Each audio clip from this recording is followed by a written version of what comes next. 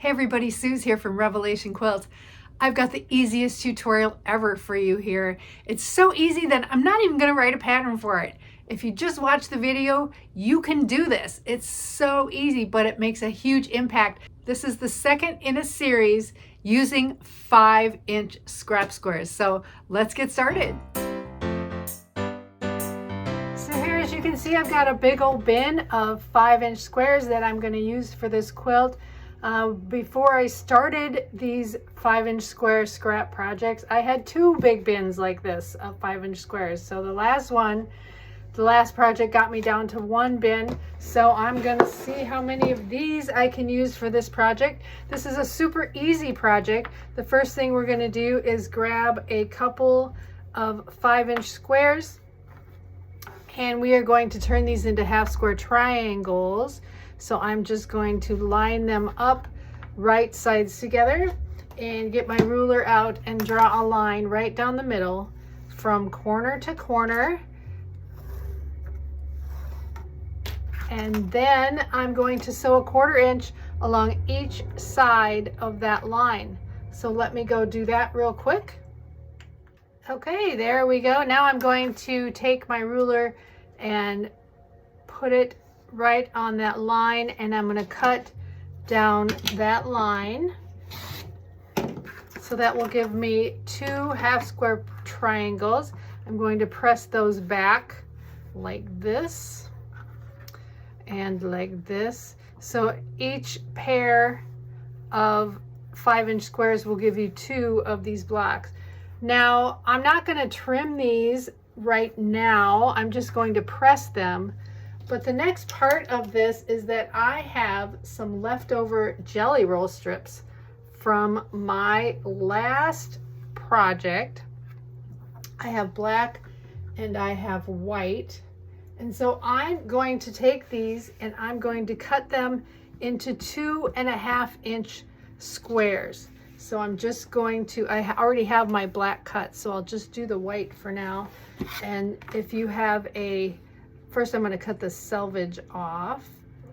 But if you have a slotted ruler, you can of course make really fast work of this, or you can even fold it over into 4ths. But I'm just going to cut enough to show you what I'm going to do with them. So I'm just going to cut away. All right, so now what we're going to do is we're going to snowball these, and I'm going to press them first, of course, so they're nice and flat, but we're going to put one snowball right on the seam like this, and you can line it up so the corner hits the seam right there. And then we're going to take one black one and we're going to put it on the other corner like this, and then we're going to sew right across here. Now if you want to draw a line on your 2.5-inch square, you certainly can, like this, but I use diagonal seam tape at my machine, and then we're going to sew just right on that line. So let me go sew these together and I'll show you what it looks like. Okay, so I have sewn my squares onto the corners. Now when you sew your seams, you want it to be perpendicular to the seam on the half square triangle. So that's how you know you've done it right. I've pressed these back, and now I'm going to take my scissors and just cut off the excess, give myself a 1/4 inch seam allowance. Now, if you wanted to add an extra little seam right here, you could certainly do that and then cut between the 2 seams. And if you did that, you would end up with an adorable little block like this. So you could use those as extras for something, for a border or anything else. So that is an option. I personally am not going to do that with this quilt because I've made so many already, and I should have started at the beginning and done it all along. But anyway, this is what our block looks like. So what happens when you put 4 of these together is quite amazing. Let me show you. But before I show you that, we're going to trim these down because 100% of the time my snowball squares kind of turn out a little wonky. So my block is not square. I know some quilters are really good at this, but I'm not. So I always cut down my squares, and I'm going to cut them down to 4 inches. So I'm going to put my 2-inch, where my 2-inch lines meet, kind of in the middle, and I can kind of figure that out by putting my 1-inch line and my 3-inch line right on these intersections here. So that puts my 2-inch line in the middle. Now, so it's kind of easy to center that way. And then I'm using my 45-degree line right along that seam. So I'm going to cut these down to 4 inches because then I know it will be square despite my wonky sewing, and that always works out good. And then when I get to this point, I can line up my 4-inch lines here, still making sure that my 45-degree line is in the middle like that, and then square it up just like so. So now that is a perfectly square 4-inch block. Now, if you don't want to use black and white for your corners, you can take more of your 5-inch squares, maybe a light and a dark, and you can cut that into 4ths, 4/4, and use those as your snowball squares. But I just happen to have the black and white. So when we take 4 of these and we put them together like this, we can put all of the black snowball squares in the corner. We get a block that looks like this, which is so cute. I love it. It reminds me of a merry-go-round or a Ferris wheel or something like that. But you have options. So if you want to alternate your white and your black in the middle, you get a little hourglass block here in the middle, which is so cute. So you can totally do it that way too. And you can just decide how you want it. Now, I did lay it out both ways like that, and I did like both ways, but I chose to put all my blacks in the center. And now I'm going to sew these together like a 4-patch. So when you sew them together like the 4-patch and add other 4 patches to it, all the whites come together too in these other corners. So let me get this sewn together like a 4-patch. This whole block is super easy to chain piece, by the way.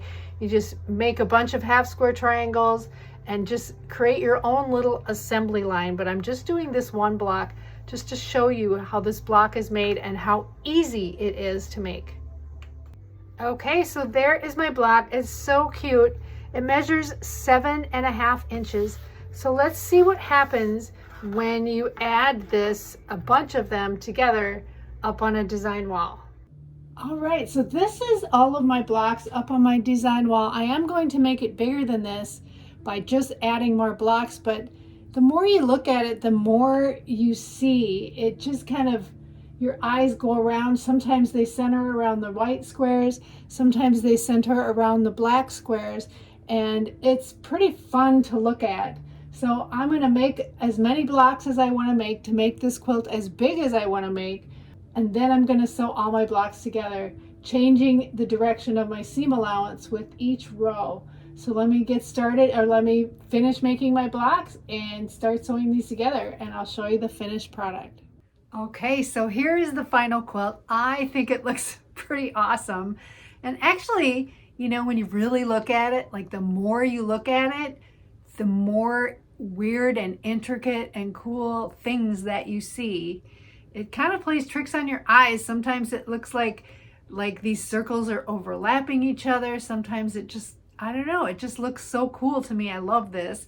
And believe it or not, I had 2 huge bins of 5-inch scrap squares, and now I only have 1. So I love that too, between this quilt and the one I made before, which I'll put a link to right here if you want to see that. So this is the second quilt that I've made using my scrap 5-inch squares. Now, I did add a couple borders on here. I added a 2.5-inch white border that I just used leftover jelly rolls for, and then I added a 3.5-inch border around the outside just to kind of bring it all together. And my border around the outside has a bunch of different colors in it, which you probably can't see from here, but it's kind of a floral that has all the colors within the quilt. So I love this. This quilt measures, I think 56 by 60. Let me just double check that. Okay, I double checked. It's 53 by 60, and that's with these borders. Now, of course, you can make yours any size you want by just adding blocks and making bigger borders and doing whatever we want. Now, I love this quilt so much, and it was so easy that I'm not even gonna bother writing a pattern for this. It's just so easy that you can just watch the video. It's just a couple steps and you've got it. Very easy. Thank you to all my members. Please know that I appreciate you so much. You really help me with this channel. It makes such a big difference. Join the Revelation Quilts Guild too. That's so much fun. Right now we're having a half square triangle challenge that runs till the end of June. So if you want to jump in on that, it would be super fun for you.